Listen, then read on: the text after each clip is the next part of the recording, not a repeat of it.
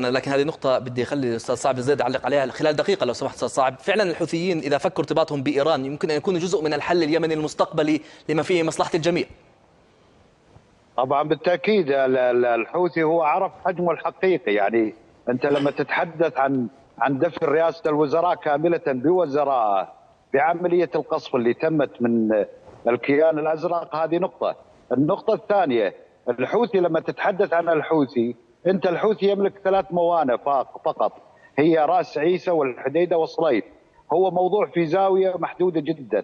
لما تنتقل إلى مربعات اليمن الأخرى اللي هي أبين وأب وشبوة ومأرب، وتتحدث عن المهرة وتتحدث عن حضرموت، تتحدث عن قبائل عربية هي تنتمي للواقع العربي. بالنتيجة الحوثي هو يدرك أنه المرحلة القادمة بعملية تحجيم الحوثي وتحديد نفوذه ضمن الجغرافيا اليمنية هي ستكون واقع الحال.